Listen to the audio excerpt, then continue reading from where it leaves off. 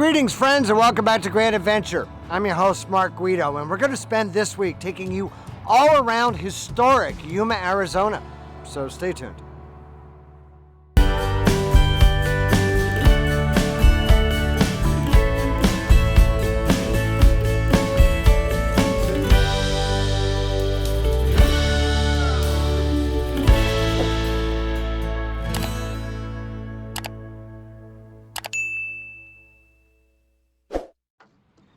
Yuma sits in the extreme southwestern corner of Arizona, bordering both California and Mexico. In 1540, Spanish colonial expeditions first visited the Yuma area and immediately recognized the natural narrow crossing of the Colorado River as an ideal spot for a city. During and after the California Gold Rush to the late 1870s, the Yuma crossing was known for its ferry crossings for the Southern Emigrant Trail.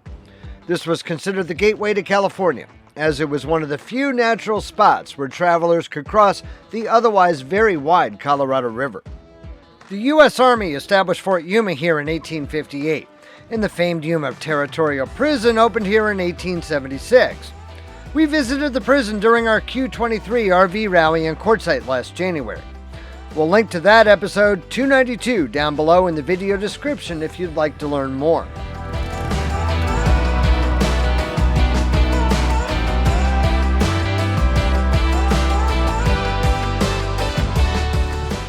The Southern Pacific Railroad bridged the river here in 1877. The adjacent ocean-to-ocean bridge became the first highway crossing of the lower Colorado in 1915. Padre Francisco Garces established the Mission La Purísima Concepción on this site directly across the river from Yuma in 1780. He was killed 1 year later, along with his companion friars during an uprising by the Native American population, in response to Spanish settlers violating a peace treaty.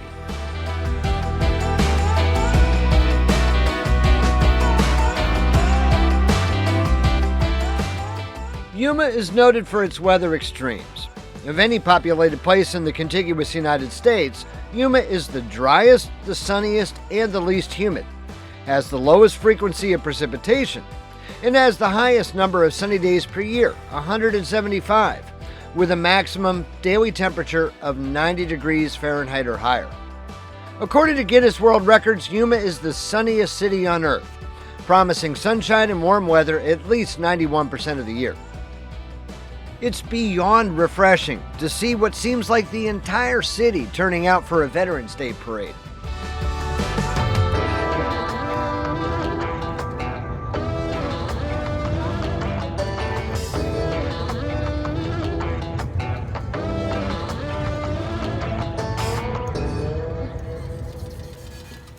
Irrigation has transformed this corner of the Sonoran Desert into an agricultural paradise. Yuma's weather makes it an agricultural powerhouse, growing over 175 types of crops, the largest of which is lettuce. Yuma County provides 90% of all leafy vegetables grown from November to March in the United States. Agriculture is now Yuma's #1 economic source, to the tune of $3.2 billion a year.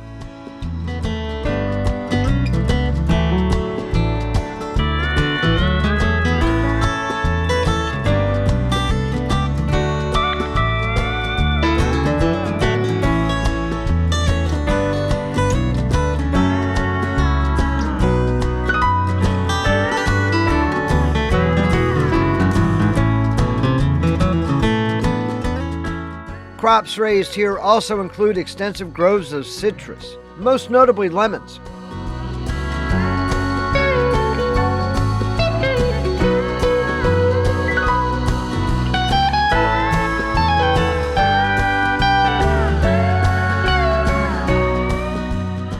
This hot, dry climate is also ideal for growing dates. Yuma's date history began in 1927 with Dr. Walter Tennyson Swingle, who was sent by the U.S. government to Morocco to examine diseased Majul date palms. 11 offshoots were sent from Morocco to the United States by ship, and 9 survived and remained disease-free. Offshoots of the original 9 were eventually sent to the few regions of the United States with the conditions needed to grow Majul dates, including Yuma. All of the Majul date trees in North America are descendants of those 9 offshoots. Martha's Gardens is one local date grower with an on-site farm store. This family-owned operation, established in 1989, has 8,000 date palms spread over 140 planted acres.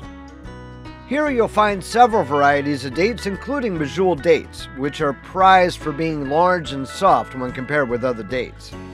Everything on the farm is done by hand, and every single tree on the farm is visited approximately 25 times, with up to 15 visits to the tops and 10 visits to the bottoms. Harvest occurs August through October, the hottest time of the year, when temperatures well exceed 100 degrees. Martha's Gardens is also the ideal place to score one of the region's famous date shakes. Our stay in Yuma also provided the opportunity to attend a planning meeting for our Q24 RV rally coming up this January in Quartzsite. All of our grand adventurers are welcome to attend, and we'll put a link down below in the video description for more information.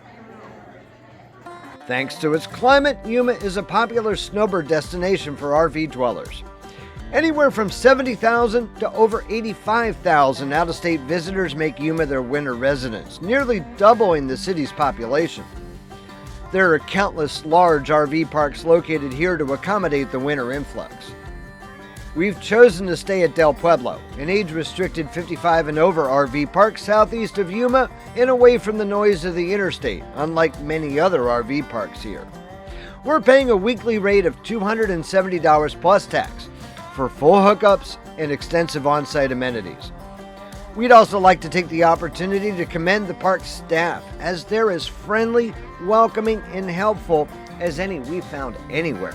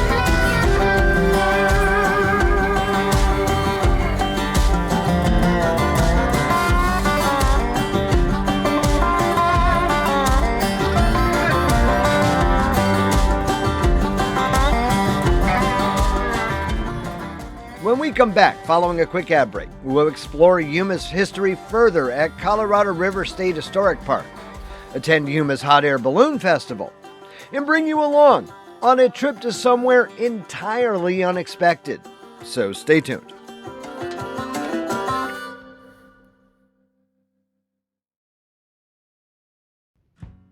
During the 1850s and 1860s, Yuma was an important steamboat stop for traffic up and down the Colorado River, delivering passengers and equipment to various mines and military outposts along the Colorado. The Colorado River State Historic Park is located on a portion of the grounds of the old U.S. Army Quartermaster Depot established here in 1864. 5 of the original depot buildings remain on the park grounds, and 4 of these buildings contain exhibits. Supplies were brought from California by ocean-going vessels traveling around the tip of the Baja Peninsula and then north as far as the mouth of the Colorado River. At this point, supplies were transferred to river steamboats and brought upriver to the Quartermaster Depot, which served as a storage yard and a military supply center for 14 military posts in Arizona, New Mexico, Nevada, southern Utah, and West Texas. They maintained a 6-month supply of ammunition, clothing, and food at all times.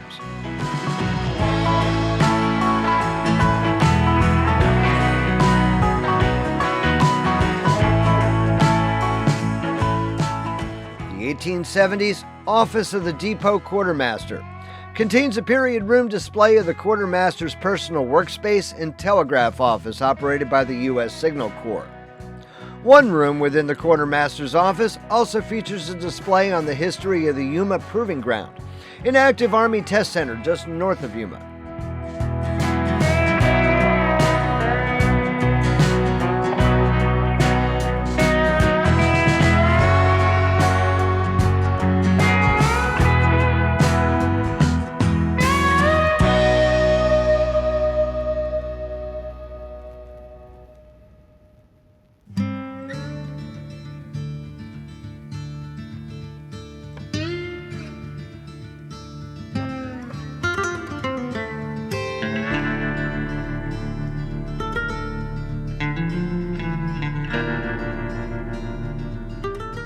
The commanding officer's quarters is an historic house museum furnished to the period of when officers and their families resided there in the 1870s. Built in 1859 by steamboat entrepreneur George Alonzo Johnson for his family, it's believed to be Arizona's oldest Anglo-built adobe building.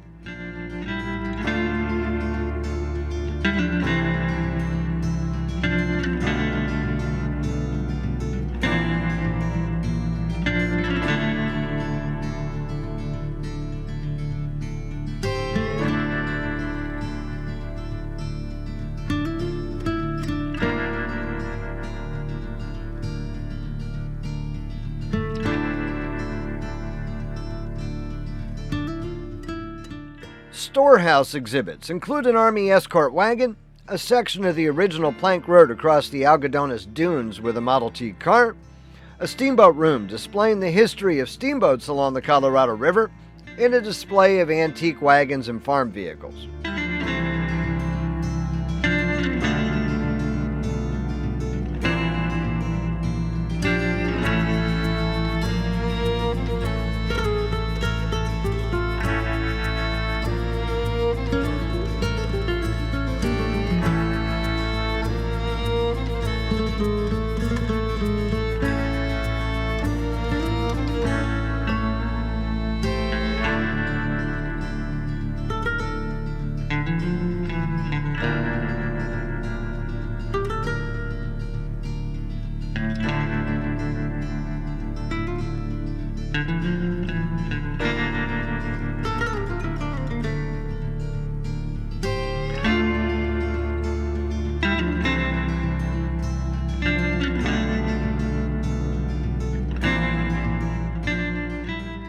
This stone structure, high on a hill, was the water reservoir to supply the Quartermaster Depot.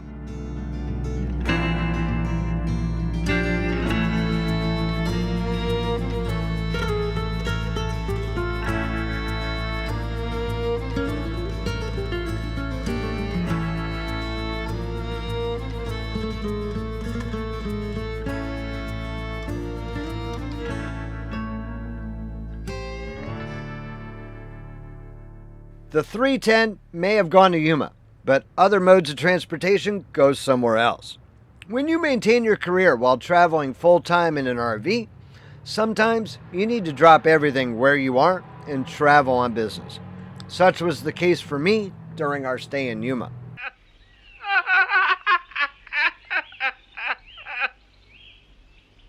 And now for something completely different.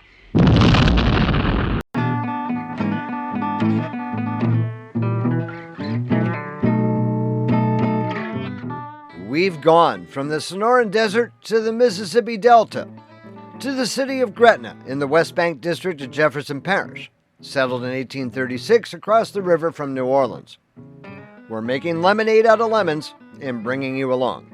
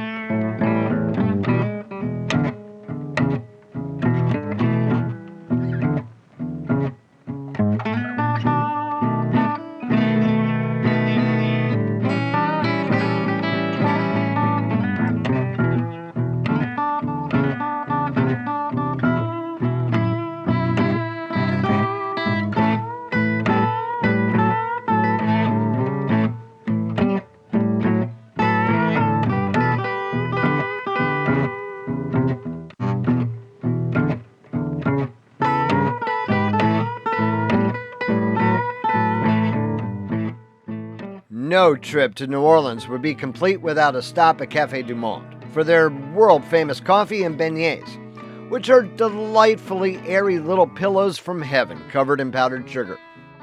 I'm one of those nerds who can spend hours poring over maps, and I've long been fascinated by the final stretch of the Mississippi River extending for over 100 miles south of New Orleans, through Plaquemines Parish and the Delta to the Gulf of Mexico. I've got a bit of extra time on my hands, so I'm heading south to the end of the road in Venice.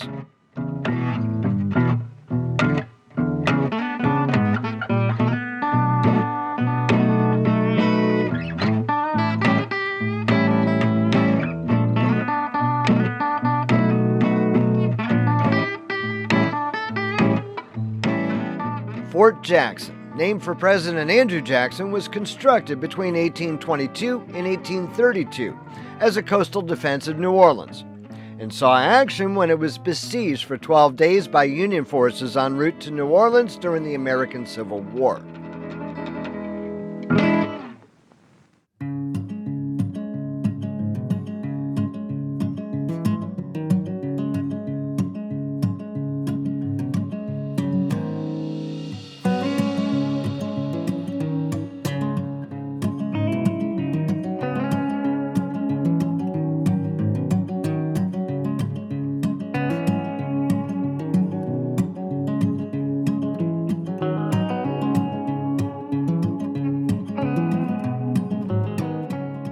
We stepped across the headwaters of the Mississippi River at Lake Itasca in Minnesota, back in our Grand Adventure episode 169. Here in Venice, this is likely to be the last portion of the Mississippi River that I'll ever see.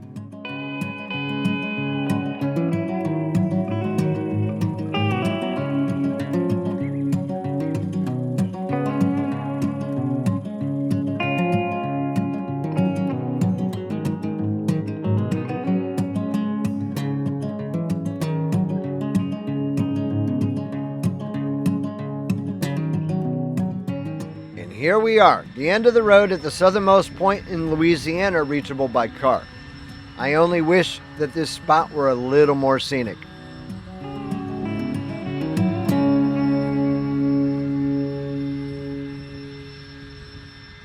Finally, before returning to Yuma, it's nearly required that I spend one evening on Bourbon Street.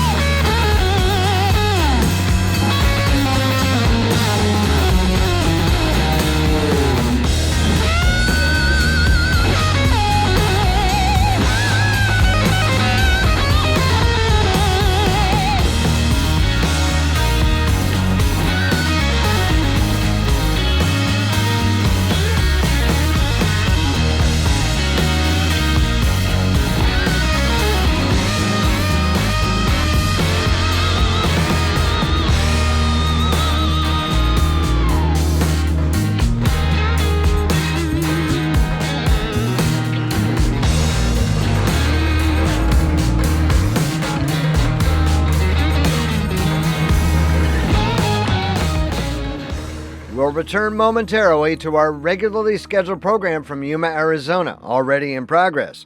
Before we do, however, we're going to take another quick ad break to pay the bills, so stay tuned.